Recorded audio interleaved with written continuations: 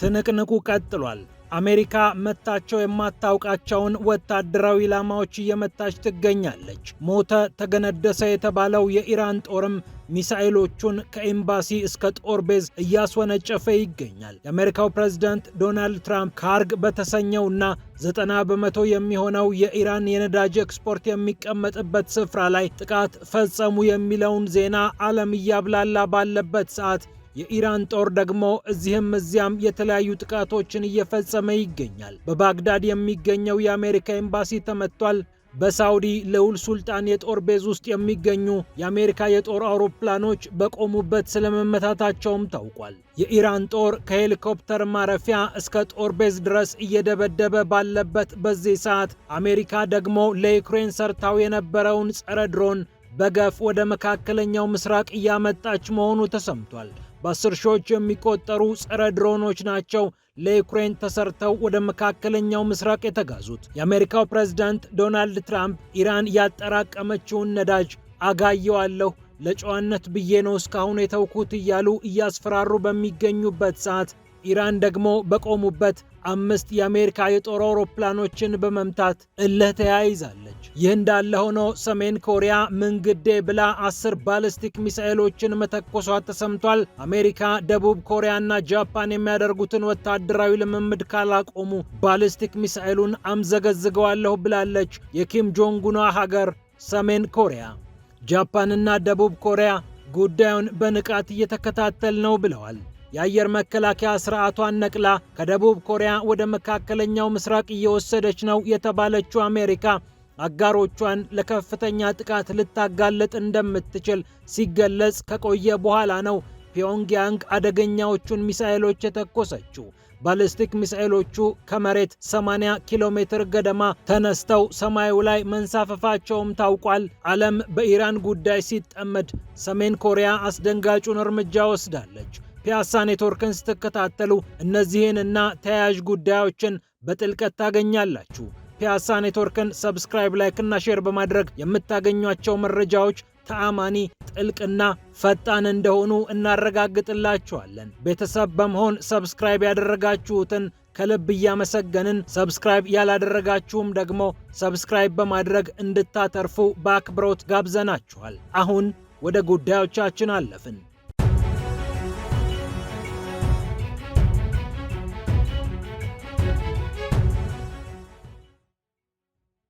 የተጣለው ዕንቁ፣ የተከለከለው ደሴት እያሉ ስሙን ብዙ አድርገው ይጠሩታል። ካርግ ደሴት ይባላል። 90 በመቶ የሚሆነው ኢራን ወደ ውጭ ሀገር ኤክስፖርት የምታደርገው ነዳጅ የሚቀመጥበት እጅግ ቁልፍ የሚባል ደሴት ነው። የኢራን የነዳጅ ኤክስፖርት የነርቭ ስርዓት ተብሎም ይገለጻል። በእርግጥ እንዲህ ተብሎ ቢነገርለትም የሚያንስበት አይደለም። በፋርስ ባህረ ሰላጤ የተጣለው ዕንቁ ተብሎ የሚንቆለጳጰሰው ይህ ደሴት 22 ስኩዌር ኪሎ ሜትር ስፋት ያለው ነው። ቡሼር በተባለው የኢራን ግዛት ውስጥ ይተዳደራል። ኢራናውያን የተከለከለው ደሴት ሲሉ ይጠሩታል። በታሪክ ሀያላን ሀገራት ያሰፈሰፉበት ይህንን ደሴት መቆጣጠር ለኛ ጥቅም አለው ብለው ጦራቸውን ያንቀሳቀሱበት ከኢራንም ጋር ስምምነት የተፈራረሙበትም ጭምር ነው። የኢራን አብዮታዊ ዘብ ወገቡን አስሮ ይጠብቀዋል። እጅግ ጥብቅ የሆነ ጥበቃም ይደረግለታል። ወደ ደሴቲቱ መግባት ለማንም የሚፈቀድለት አይደለም። የአሜሪካው ፕሬዝዳንት ዶናልድ ትራምፕ ታዲያ ይህንን ደሴት ለተከታታይ ቀናት ሲፎክሩበት ቆይተዋል። በአደባባይም በውስጥም ኮማንዶ ልከው በደሴቱ ውስጥ የሚገኘውን የኢራንን ጥቅም ሊያውኩ ይችላሉ ተብሎ ሲነገርላቸውም ነበር። አሁን ደግሞ ወታደራዊ እርምጃ በዚህ ደሴት ላይ ወስጃለሁ ሲሉ በአደባባይ ተናግረዋል። የአሜሪካው ፕሬዝዳንት ዶናልድ ትራምፕ በአካባቢው የሚገኘውን ነዳጅ ያልነካሁት ለጨዋነት ብዬ ነው። ኢራን የሆርሙዝ ሰርጥን ዘግታ የምትቀጥል ከሆነ ግን አደርገዋለሁ፣ አትጠራጠሩ።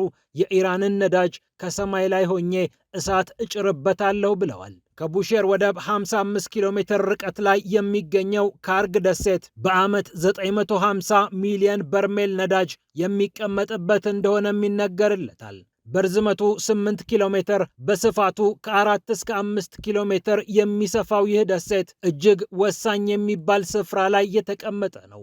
መልክዓ ምድሩ የሰጠ ኤክስፖርት ለማድረግ የሚመች ግዙፍ መርከቦችን ለማንቀሳቀስና የነዳጅ ኤክስፖርትን ለማጧጧፍ እጅግ የተመረጠ ስፍራ ነው። በቀን ከ1 ሚሊዮን በርሜል ነዳጅ በላይ ኤክስፖርት ለማድረግ እንዲመች ተደርጎ ተፈጥሮ ራሱ በእንክብካቤ የሰራው ይመስላል ፋርግ ደሴትን። ፖርቹጋሎች ሀያል በነበሩበት ሰዓት በዚህ ደሴት ላይ ተንቀሳቅሰዋል። ሆላንዶችም በጥንካሬያቸው ዘመን በ18ኛው መቶ ክፍለ ዘመን በአካባቢው ከሚገኙ አለቆች ጋር ተስማምተው ደሴቱን ለማልማት ተስማምተዋል። 1752 እንደ አውሮፓውያን አቆጣጠር ያደረጉት ስምምነትም ተጠቃሽ ነው። በ20ኛው መቶ ክፍለ ዘመን ነበር ኢራን ይህንን ደሴት በሚገባ ለመቆጣጠር የቻለችው። በኢራን ያለው ንጉሳዊ ስርዓት የዚህን ደሴት ጠቃሚነት የተረዳው ግን የፖለቲካ እስረኞችን ከማስቀመጥ አንጻር ነበር። በሻሁ ዘመን የተለያዩ ፖለቲከኞች በግዞት ወደዚህ ደሴት ይጋዙ ነበር።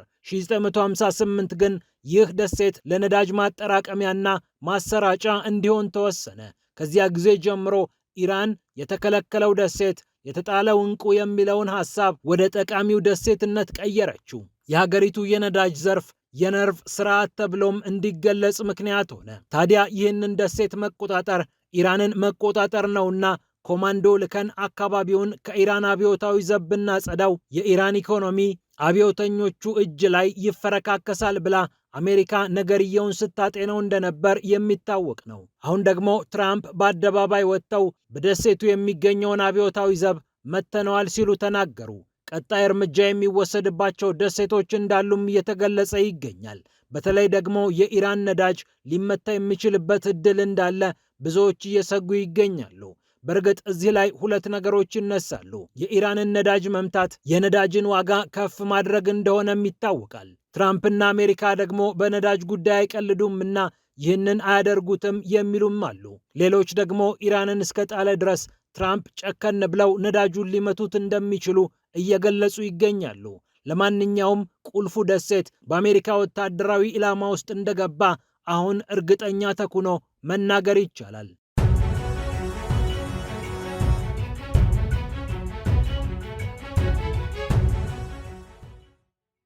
ይህ እንዳለ ሆኖ ፍልሚያው በቀጠለበት ሰዓት ኢራንም አላረፈችም። ሚሳኤሎቿ፣ ድሮኖቿ አሁንም ስራ ላይ ናቸው። ተመቷል፣ ወድቋል የተባለው የኢራን ጦር አሁንም ሚሳኤልና ድሮኑን ማርከፍከፉን አላቆመም። በሳውዲ አረቢያ አገራማን ብለው የተቀመጡ 5 የአሜሪካ የጦር አውሮፕላኖች መመታታቸውን ዎል ስትሪት ጆርናል ዘግቧል። በምዕራብ ኢራቅ ነዳጅ ቀጂ የሆነው የአሜሪካ የጦር አውሮፕላን ተከሰከሰ። በውስጡ የነበሩት የአሜሪካ ጦር ሰራዊት አባላትም ሞቱ የሚለውን ዜና ማዕከላዊ እዙ ካወጣ በኋላ ነው ይህ ዜና በዎል ስትሪት ጆርናል አማካኝነት የተሰማው። ኬሲ 135 ስትራቶ ታንከር የተባለው የአሜሪካ አየር ኃይል ንብረት የሆነው ይህ የጦር አውሮፕላን ተከሰከሰ ከሚለው ዜና ቀጥሎ አሁን ደግሞ በቆመበት ተመታ የሚለው ዜና አየሩን ሞልቶታል። በሳውዲ አረቢያ ልዑል ሱልጣን አየር ማረፊያ የነበሩት እነዚህ አውሮፕላኖች በኢራን ሚሳኤሎች ስለመመታታቸው ዎል ስትሪት ጆርናል በአሜሪካ ጦር ውስጥ የሚገኙ ምንጮቹን ጠቅሶ ዘግቧል። ይሁንና አውሮፕላኖቹ እንደተፈራው ሙሉ ለሙሉ አልወደሙም፣ የአሜሪካ ጦር እየጠገናቸው ይገኛል ሲል ዘገባውን አስቀምጧል። ዎል ስትሪት ጆርናል በ24 ሰዓታት ጊዜ ውስጥ አውሮፕላን ተከሰከሰ፣ በቆመበት ተመታ የሚለው ዜና የአሜሪካ ጦር ምንኛ እየተፈተነ እንደሆነ አመላካች ተደርጎም ተቀምጧል። ይህ ብቻ አይደለም። በአሜሪካ ላይ የደረሰው ጥቃት በባግዳድ የሚገኘው የአሜሪካ ኤምባሲ መመታቱ ተሰምቷል። እንደ አልጀዚራ ዘገባ የሄሊኮፕተር ማረፊያ ነው በኤምባሲ ግቢ ውስጥ ተመታ የተባለው። በኢራቅ የሚገኙ የኢራን ደጋፊ ኃይሎች የተለያዩ ጥቃቶችን እየፈጸሙ እንደሆነ ይታወቃል። የፈረንሳይ ወታደር የሞተበት ሌሎቹም የቆሰሉበት ክስተትም ተመዝግቧል። የቴህራን ኃይሎች በኢራቅ ሆነው ያወጡት ማስጠንቀቂያ ብዙዎችን ሲያነጋግር ቆይቷል። ማስጠንቀቂያ ብቻ አይደለም፣ ማባበያም አለው። የአሜሪካ ዲፕሎማቶችን ወይም ባለስልጣናትን የሚገኙበትን ቦታ ከጠቆማችሁን $100,000 በስጦታነት እንሰጣችኋለን በማለት እነዚህ ኃይሎች ሲናገሩ ቆይተዋል። በርካታ ሺያዎች የሚኖሩባት ኢራቅ በሺያነት ከኢራን ጋር ከመተሳሰርም ባለፈ ጸረ አሜሪካዊ ስሜት ያላቸው በርካታ ታጣቂዎች እንዳሉ ይታወቃል። ከቅርብ ዓመታት ወዲህ ኢራን በኢራቅ የሚገኙ ፖለቲከኞችን የበለጠ ወደ ጉያዋ ስታስጠጋ መቆየቷም የሚታወቅ ነው። እናም በአሜሪካ ኤምባሲ ላይ የተፈጸመው ጥቃት ከነዚህ ኃይሎች እንደተሰነዘረ በርካቶች እየገለጹ ይገኛሉ። ይህ ኢራቅ በሚገኘው የአሜሪካ ኤምባሲ የተፈጸመ ሁለተኛ ጥቃት ነው ጦርነቱ ከተጀመረ በኋላ።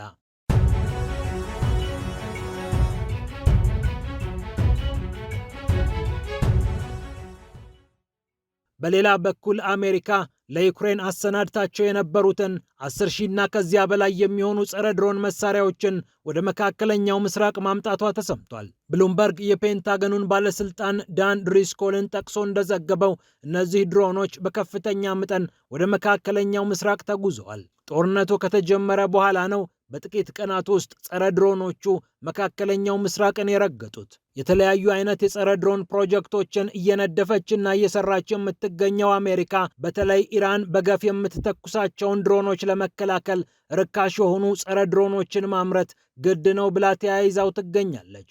ፕሮጀክት ኤግል የተባለ በጉግል የቀድሞ ስራ አስፈጻሚ ኤሪክ ሽሚድት አማካኝነት ሲወጠን የነበረ በዩክሬንም ተግባራዊ ሆኖ 2004 እንደ አውሮፓውያን አቆጣጠር ከገባ በኋላ ሲሰራበት የነበረ ፕሮጀክት ነው ፕሮጀክት ኤግል። እናም በ10 ሺዎች የሚቆጠሩ ጸረ ድሮን ቴክኖሎጂዎችን አሜሪካ ወደ መካከለኛው ምስራቅ አጓጉዛለች።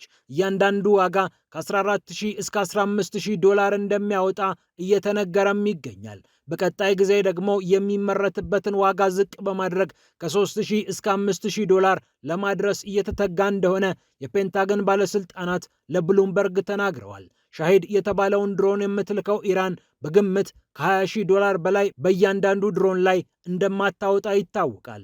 ታድ የተባለው የአየር መከላከያ ስርዓት አሜሪካ እያንዳንዱን ሚሳኤል ስትተኩስ 4 ሚሊዮን ዶላር እንድታወጣ ያስገድዳታል። ስለዚህ ርካሽ የሆነውን ድሮን ውድ በሆነ ሚሳኤል ከመከላከል ይልቅ ሌሎች ጸረ ድሮን ቴክኖሎጂዎችን በማምረት አሜሪካ ወጪውን ለማስታገስ እየሞከረች እንደምትገኝም ታውቋል። አሜሪካ ኮዮት የተባሉ ጸረ ድሮን ቴክኖሎጂዎችን እየተጠቀመች የምትገኝ ሲሆን አርቴክስ በተባለው ኩባንያ የሚመረቱት እነዚህ ጸረ ድሮን ቴክኖሎጂዎች ፔንታገንን ድጋፍ እየሰጡ እንደሚገኙም ታውቋል። በምብልቢ የተባለው ሌላኛው የጸረ ድሮን ቴክኖሎጂም አሜሪካ በዚህ ሰዓት እየተጠቀመችበት የምትገኘው ቴክኖሎጂ እንደሆነ ተነግሯል። ሜሮፕስ፣ ኮዮት እና በምብልቢ ፔንታገንን ከከፍተኛ ወጪ ሊገላግሉ በመካከለኛው ምስራቅ የተሰማሩ የድሮን ቴክኖሎጂዎች ናቸው ይላል የብሉምበርግ ዘገባ። በአርቲፊሻል ኢንተለጀንስ የሚመሩት የረቀቀ ቴክኖሎጂ ግን አነስተኛ ወጪ የሚያስወጡት እነዚህ ጸረ ድሮኖች አሜሪካ ከዚህ ቀደም ስትመካባቸው የነበሩ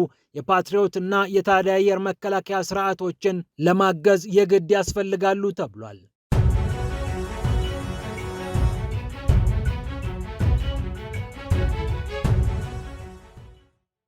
በመጨረሻም ሰሜን ኮሪያ ባለስቲክ ሚሳኤሉን አምዘግዝገዋለች። 10 የሚሆኑ ባለስቲክ ሚሳኤሎችን ነው ተኩሳለች የተባለው። ፒዮንግያንግ ደቡብ ኮሪያን እና ጃፓንን በዚህ የሚሳኤል ተኩስ እንዳስጠነቀቀችም ታውቋል። ቶኪዮና ሴኡል ጉዳዩን እየተመለከትን እንገኛለን ብለዋል። የጃፓንና የደቡብ ኮሪያ የመከላከያ ሚኒስቴሮች በተከታታይ መግለጫ ለማውጣትም ተገደዋል። በጃፓን ሰሜን ምስራቅ አቅጣጫ ተተኩሰዋል የተባሉት ባሊስቲክ ሚሳኤሎች ከመሬት ከፍ ብለው እስከ 80 ኪሎ ሜትር ድረስ መወንጨፋቸውም ታውቋል። 340 ኪሎ ሜትር ድረስ ተጉዘው በኮሪያ ልሳነ ምድር ምስራቃዊ ጠረፍ አካባቢ ማረፋቸውንም ቶኪዮ አሳውቃለች። አሜሪካ፣ ጃፓንና ደቡብ ኮሪያ በጋራ ወታደራዊ ልምምድ እናደርጋለን ብለው መጋቢት ወር ላይ ቀጠሮ ከያዙ በኋላ ፒዮንግያንግ እስካሁን ስታስጠነቅቅ ቆይታ 10ሩን ባሊስቲክ ሚሳኤሎች እንካችሁ ብላ እኔም ሚሳኤል አለኝ ብላ ተኩሳለች። ጎረቤቶቿ ከአሜሪካ ጋር በመተባበር አካባቢውን እንዳያውኩ ስታስጠነቅቅ ነበር ፒዮንግያንግ። አሜሪካ የኢራኑን ጦርነት ተከትሎ የአየር መከላከያ ስርዓቶቿን ከፓሲፊክ እና ከኮሪያ ቀጠና እያነሳች ታጓጉዛለች ወይም ልታጓጉዝ ነው የሚለው ዜና መሰማት ከጀመረበት ጊዜ አንስቶ ደቡብ ኮሪያ የመገፋት ስሜት ተሰምቷት እንደነበር ይታወቃል። አንዳች ነገር ቢነሳ ከሰሜን ኮሪያ ባሊስቲክ ሚሳኤል ማን ነው የሚያስጥለኝ የሚለው ጥያቄ በሴኡል ዘንድ እየተውጠነጠነ እንደሚገኝ ታውቋል። ፒያሳ ኔትወርክን ስትከታተሉ ስለቆያችሁ ክብረት ይስጥልን ብለናል። ፒያሳ ኔትወርክን ሰብስክራይብ፣ ላይክ እና ሼር በማድረግ የፈጣን የተአማኒና የጥልቅ ዘገባዎች ቤተሰቡን ስንል በአክብሮት ጋብዘናል። ሰላም ለዓለማችን።